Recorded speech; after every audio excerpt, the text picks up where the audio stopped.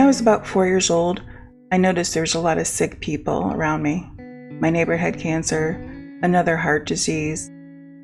Well-meaning doctors could only offer what they knew. My mother and nurse would often check on them throughout the week after work. Even the news often reflected a chaotic, unhappy, violent world. So many people were hurting. As a child, all this felt very heavy. Humanity's disconnection to self. And as a 4-year-old, witnessing this chain of pain felt very overwhelming. One morning I went up to my mother, who was doing dishes. "I want to go home," I said. "You are home, silly," she replied. "No, my real home," I said back to her. "What are you talking about? This is your home." Her tone stern as she kept doing dishes. "No, I want to go back home where I came from. This is not my home." My tone matched hers. She stopped washing dishes to look at me, a frown across her face. "This is your home. You were born here. Stop being ridiculous and go play." She didn't understand. I wasn't sure I did either. Why I kept telling her I wanted to go home, or where home was, and how I knew this wasn't it. The strong yearning for home would continue to happen over the next several weeks. One morning, my mom got a call from the neighbor's husband. She filled me in that the cancer had spread. I started to cry. My mom hugged me briefly and reassured me it'd be okay. She didn't understand. With tears streaming down my face, I asked, "Why are so many people sick when they don't have to be? So much pain and fear. If they connected back to their well-being, how God created us, so much would be healed." I didn't know how I knew this to be true at my young age, but I knew it with my entire being. My mom, getting ready to leave, patted me on the head as if I was too young to understand the complicated ways of the world. "I want to go back home," I said once again. Sadness here was too much, too heavy. "I want to go home," I repeated, refusing to let it go. She looked down at me and frowned, slight concern in her eyes. "You are home. This is your home." She seemed more hurt and annoyed that I'd rather be somewhere else. She got up and left to go check up on the neighbor. I was home alone, sitting on the living room floor.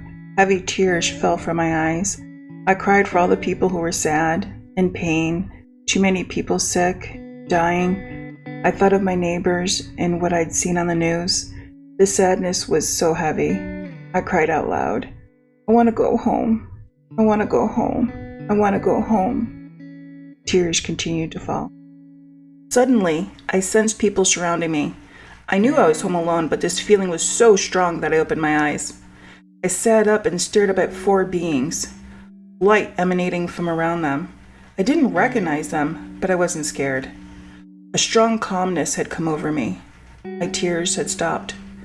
I felt a tremendous love pour over me that I hadn't felt in a long time, like a mother's hug multiplied by 100. Time felt like it had slowed down around me. The woman beside me spoke, though no words were spoken out loud. Rather, I heard them in my head.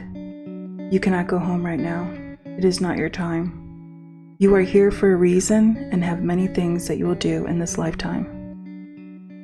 I met her gaze, full of compassion and love. "I want to go home. They're all so sad. They don't understand. They're all in pain, all of them." A few tears slipped down my cheek to the floor. The being spoke again.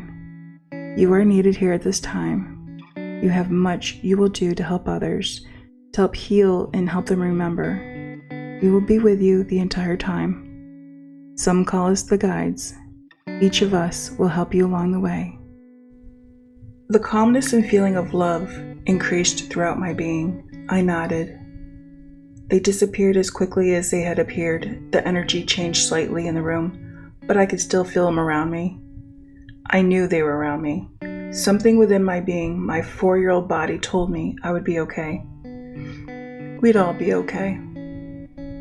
A few weeks later, as I walked into my room to put away a stuffed animal that I had gotten as a gift that morning, I saw a being on my bed. For some reason, seeing her didn't startle or scare me, other than I paused for a moment to take her in. Then I walked across the room past her to set the gift on my dresser. It was as though I recognized her energetically, her resemblance keen to Princess Diana, who had been in the news a lot. This being on my bed was petite, deep blue eyes, and short blonde hair. Without turning around, I said hi, but not out loud. It was as though I knew how we communicated and thought it. I then asked her what her name was. She didn't reply out loud either, but rather heard it in my head. Sue. Sue? I asked out loud. She nodded. Where are all the other beings I met before? I asked in my head. She smiled and then replied, I am the 4 beings you saw that day. I am all your guides. You created me in this image as a way for you to handle seeing us, just as you named us Sue. You created us in a motherly image that is nurturing to you and feels the safest. Seeing us all would be too much. We will from now on communicate this way and appear in this image. Her words like thoughts forming, like the reading voice I hear in my head. I nodded. Something within me did understand her meaning. Her words echoed in my thoughts once again. We're always here with you, your guides, watching over you. We will visit with you again.